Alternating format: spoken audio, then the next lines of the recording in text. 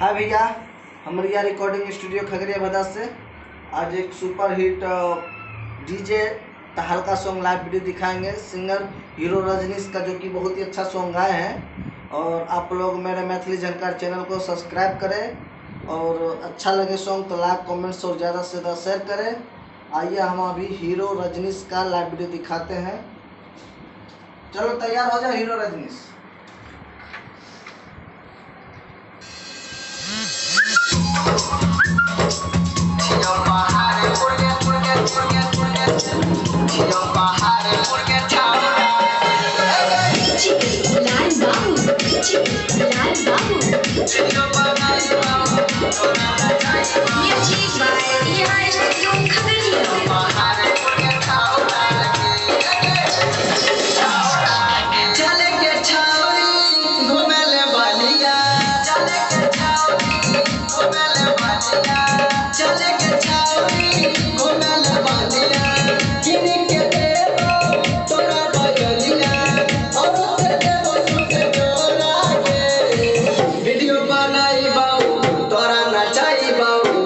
पहाड़पुर के छौरा के वीडियो बनाई बाऊ तोरा नचाई बाऊ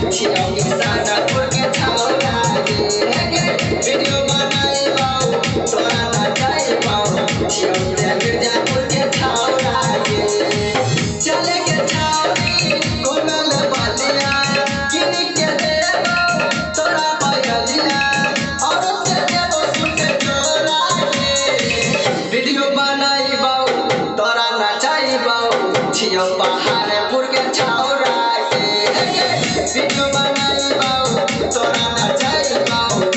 किसानपुर के छौरा के वीडियो बनाई बाऊ तोरा नचाई बाऊ छियो मिर्जापुर के छौरा के छौरा के लाल बाबू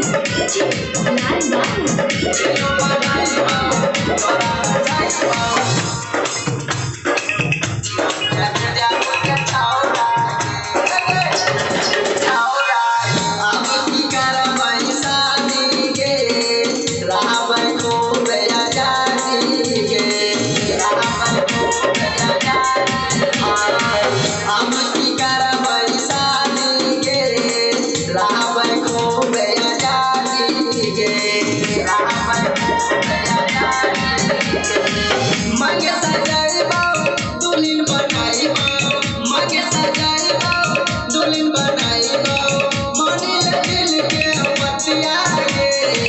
वीडियो बनाई बाऊ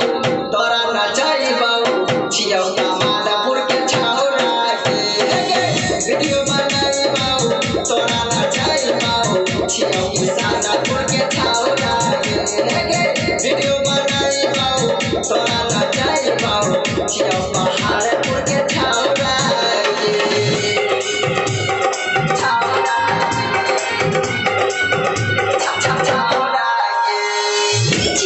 लाल बाबू वीडियो बनाई बाऊ तोरा नचाई बाऊ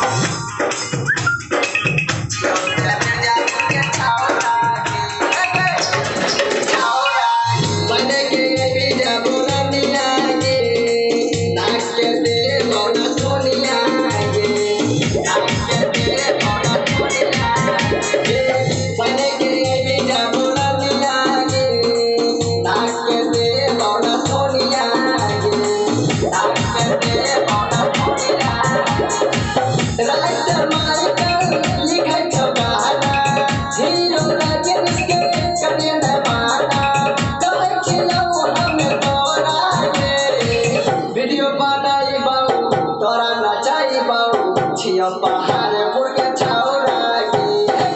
वीडियो बनाई बाऊ तोरा नचाई बाऊ छियो किसानपुर के छौरा के वीडियो बनाई बाऊ तोरा नचाई बाऊ छियो मिर्जापुर के छौरा के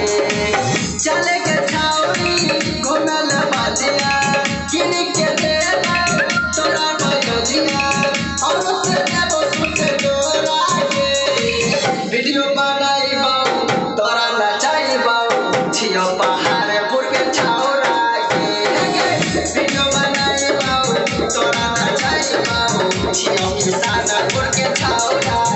वीडियो बनाई बाऊ तोरा ना जाई बाऊ जियो ते मिर्जापुर के छावरा